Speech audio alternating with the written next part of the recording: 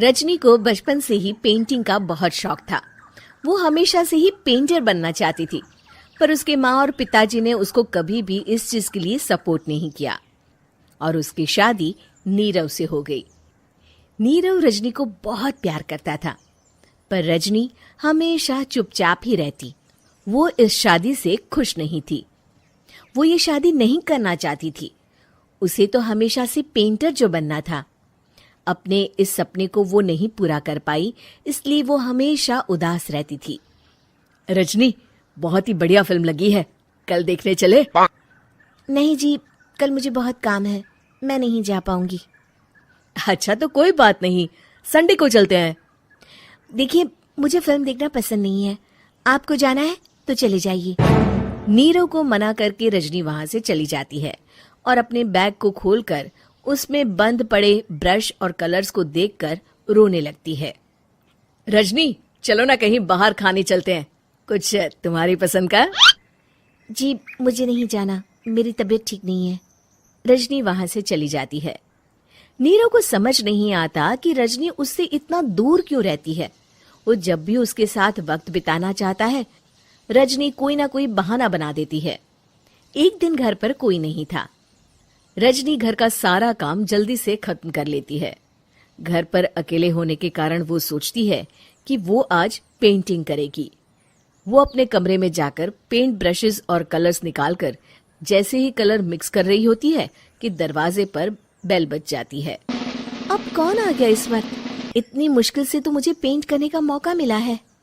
रजनी दरवाजा खोलती है तो उसकी सास अपनी सहेलियों के साथ खड़ी होती है और सब घर के अंदर आ जाते हैं। अरे बहू, सबको शरबत बनाकर पिला दे, बाहर तो बड़ी गर्मी है। उफ। जी। रजनी पेंट ना कर पाने से उदास हो जाती है। उसे गुस्सा भी आ रहा होता है कि उसने इस शादी के लिए हाँ क्यों कह दी। वो रसोई में जा रही होती है कि उसकी सास उसे रोकती है। बहू, सबके खाने का भी इंतजाम कर लेना, आज का लंच तो ये सब यहीं करेगी। हाँ। रजनी बिना कुछ कहे रसोई में चली जाती है। सबके लिए खाना बनाती है। सब खाना खाते हैं और रजनी घड़ी देखती है कि ये सब कब जाएंगे ताकि वो अपनी पेंटिंग कर सके। जब शाम होती है तब सब चले जाते हैं अपने घर।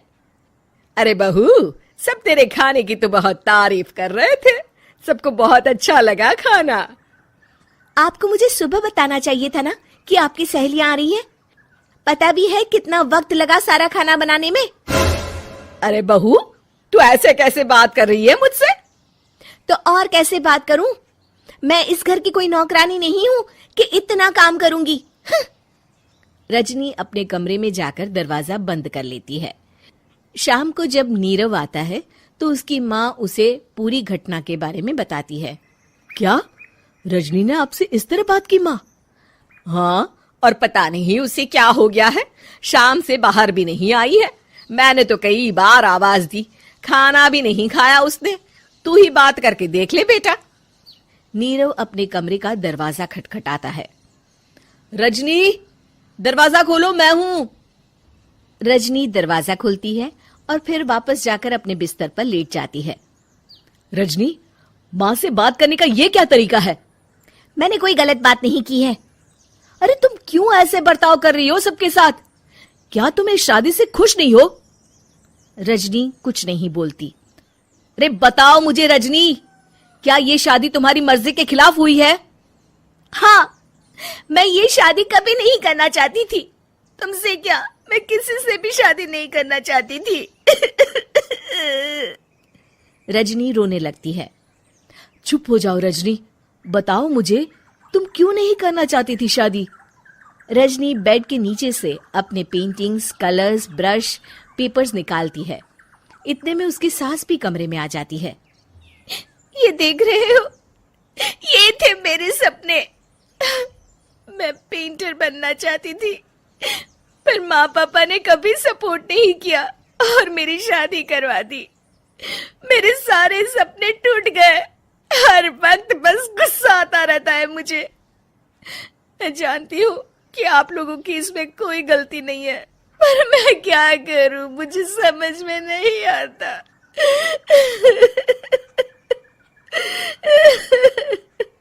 रजनी फूट फूट कर रोने लगती है। मुझे माफ कर दीजिए, आप दोनों के साथ मैं बहुत बुरा बर्ताव कर रही हूँ। अरे रजनी बेटा चुप हो जाओ तुम। नीरव पानी लेकर आता है। ये लो पानी पियो और शांत हो जाओ। रजनी पानी पीती है और उसकी सास पेंटिंग्स देख रही होती है।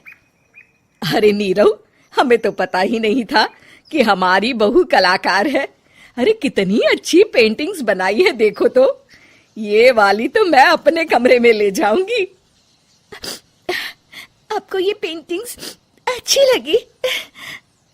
अच्छी नहीं, बहुत अच्छी लगी। और तुमने हमें बताया क्यों नहीं? तुम जब चाहे पेंटिंग कर सकती हो रजनी।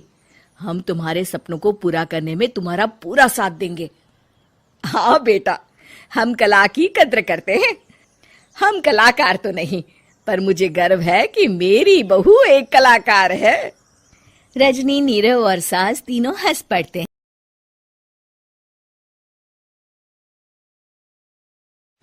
कहानी है रामपुर गांव की, जहां के मर्द महिलाओं को हमेशा नीचा दिखाने की कोशिश में रहते। अरे अभी तक खाना नहीं आया, क्या मुझे एक और शादी करने की जरूरत है?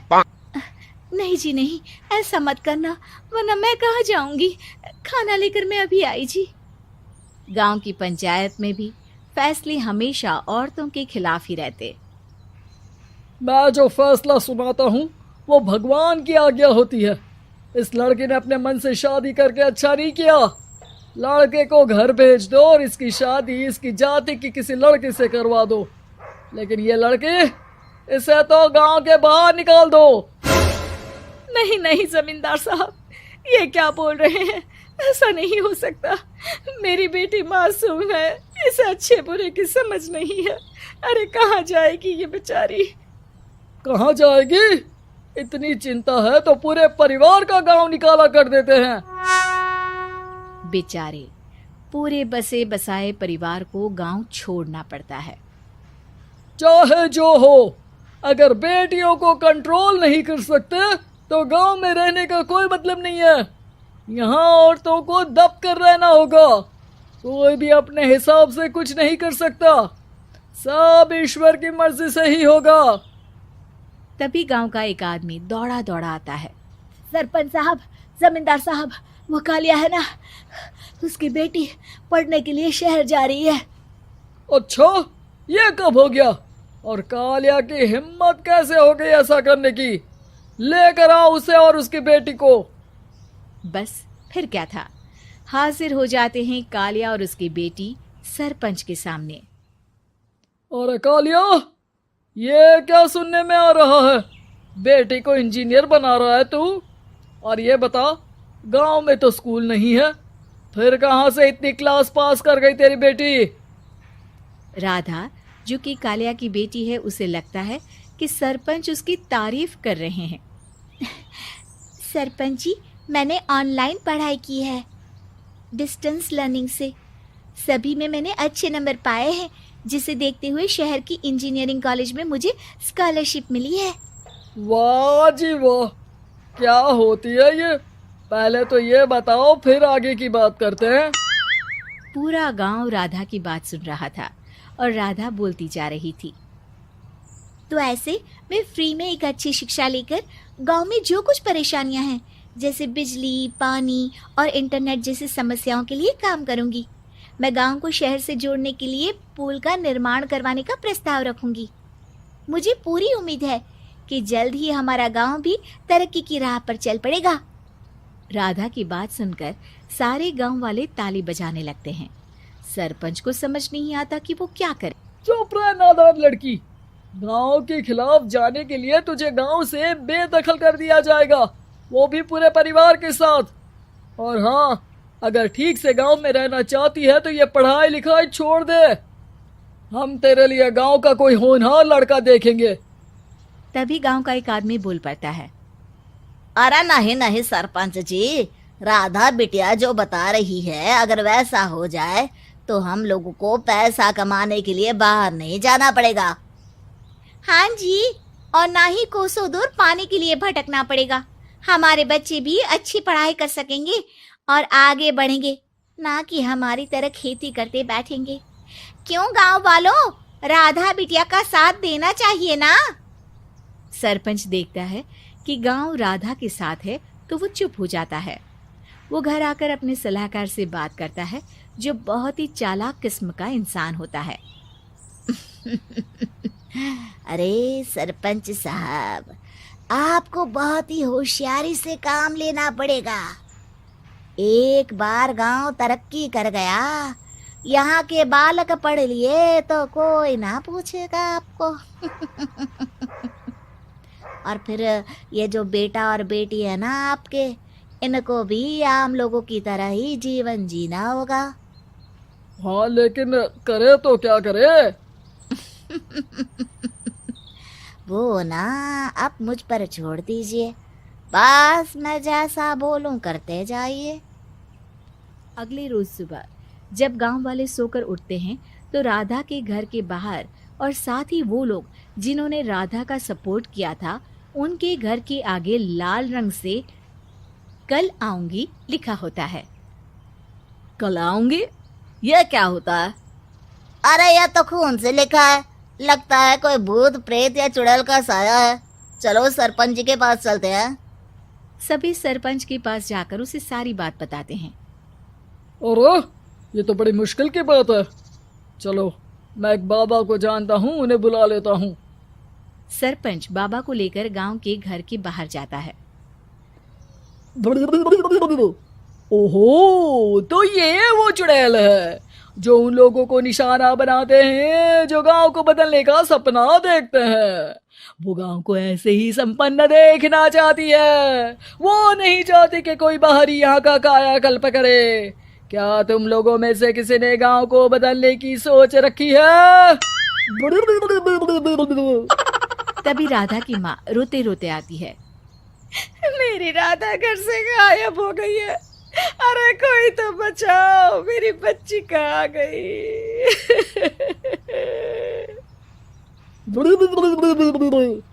ले गई वो चुड़ैल, तेरी बच्ची को ले गई। अब वो उसे श्रापित करके छोड़ेगी, उस पर चुड़ैल का साया हो जाएगा। तभी बुरी सी हालत में राधा भी वहां आ जाती है। उसके बाल चुड़ैल की तरह फैले होते हैं और कपड़ों में खून लगा होता है। सभी राधा को देखकर डर जाते हैं। माँ, पता नहीं मुझे कौन उठा कर ले गया था। अरे दूर दूर हो जा चुड़ैल, अब हम लोग इस गांव में नहीं रुकेंगे। अरे कैसे बातें कर रहे हैं आप? कल तो आप मेरे भरोसे गांव का हुलिया बदलने, अपने बच्चों को पढ़ाने और तरक्की उन्नति की बात कर रहे थे, तो आज क्या हो गया आपको? ये फिर तुम लोगों को बहकाएगी। ये चुड़ैल गांव में आ चुकी है, ऐसे ही ये तुम्हारे घर के बच्चों को भी ले जाएगी। गांव वाले राधा को गांव से बाहर निकाल देते हैं। उसके माँ बाप रोते रहते हैं, लेकिन गांव वाले नहीं मानते। मैं भी अपनी बहन के साथ गांव के बाहर रहूंगा, लेकिन वो पढ़ाई नहीं छोड़ेगी। वहीं सरपंच के घर पर सलाहकार कहता है। देखा, सांप भी मर गया और लाठी भी नहीं टूटी। लेकिन अगले ही दिन सरपंच के घर के बाहर भी वही शब्द लिखे होते हैं। और फिर सरपंच की बीवी कहती है, हमारी बेटी को किसी ने अगवा कर लिया है। तभी राधा का भाई वहां आ जाता है। अरे गांव वालों, मैंने सरपंच जी की बेटी को देखा था। वो चुड़ैल उसे उठाकर ले जा रही थी। अरे क्या मजाक कर रहे हो? नहीं नहीं सरपंच जी, आप नहीं जानते। वो चुड़ैल अब आपकी बेटी में आ जाएगी, जैसे राधा के अंदर आ गई थी। तभी सरपंच की बेटी वैसी ही हालत में वहां आती है जैसे राधा आई थी। पापा, पता नहीं कैसे मैं गायब हो गई थी। चुड़ैल, इसके अंदर भी चुड़ैल का साया है, मारो इसे। अरे नहीं नहीं, इसे भी राधा के पास गांव के बाहर ही भेज दो। अरे चुप रहो, मेरी बेटी कहीं नहीं जाएगी और चुड़ैल वुड़ैल कुछ नहीं होता है। अरे कैसे बात कर रहे हो सरपंच जी? आप तो बोल रहे थे कि आपका फैसला भगवान का ज्ञान होता है। तो अपने पर बात आई तो अब आप ऐसे बोल रहे हैं? अरे ना ना ना, आपको अपनी बेटी को त्यागना ही होगा। अरे बुलाओ बाबा को। राधा का भाई बाबा को ले आता है, जिसे अब गांव वालों के डर के कारण सच बोलना पड़ता है। मैं कोई बाबा नहीं हूँ, मैं तो मोची था। ये सलाहकार महोदय ने मुझे कहा था एक्टिंग करने को। अब वो मुझे पैसे देने वाले हैं। अब मुझे माफ कर दो। गलती हो गई, मुझे माफ कर दो। तभी वहां राधा आ जाती है। देखा सरपंच जी, जब गांव के बच्चे साक्षर होंगे तो आप जैसे लोगों की चालाकी नहीं चलेगी।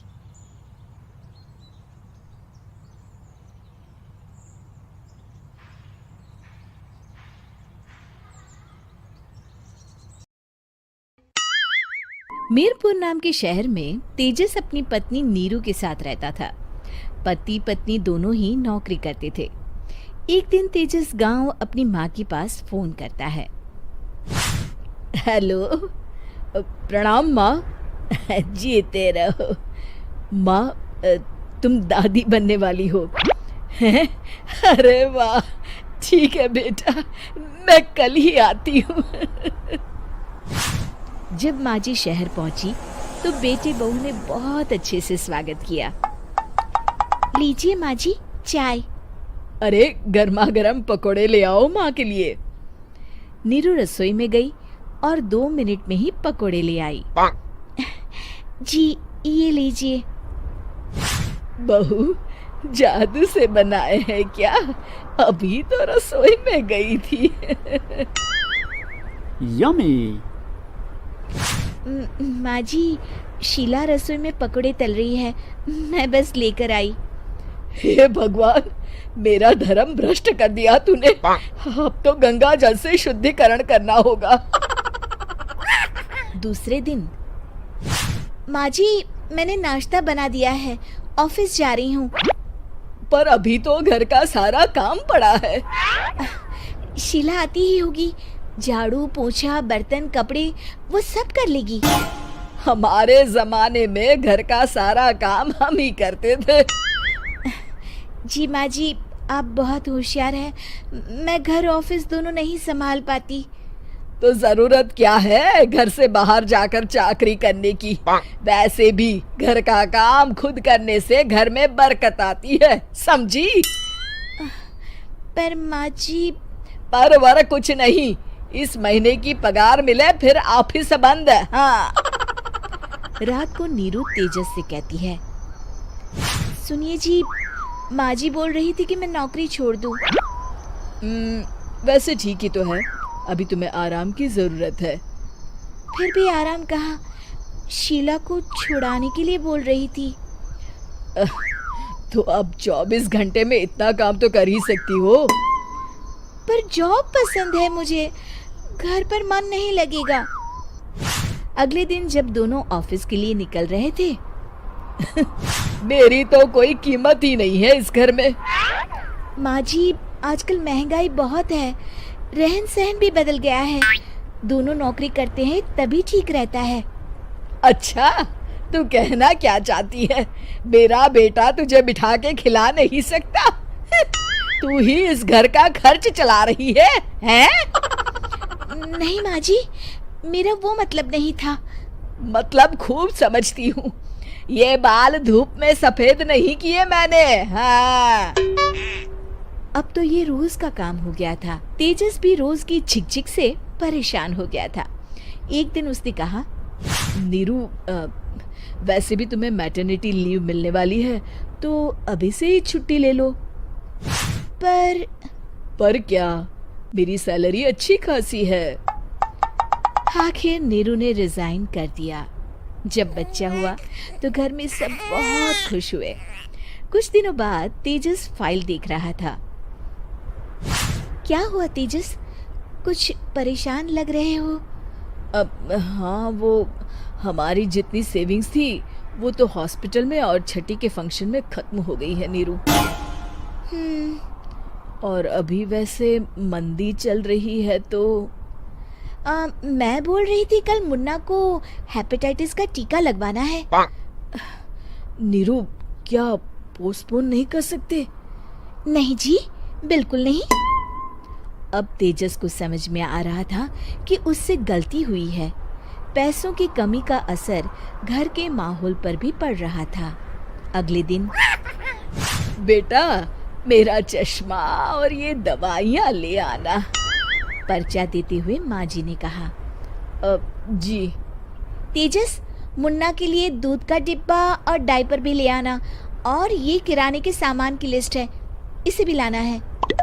तेजस गुस्से में लिस्ट मरोड़कर फेंकता है और चिल्लाता है, पैसे क्या पेड़ पर उगते हैं? ये ले आना, वो ले आना। अरे पर ये जरूरत का सामान ही है। वो गुस्से में बिना कुछ कहे ऑफिस चला गया।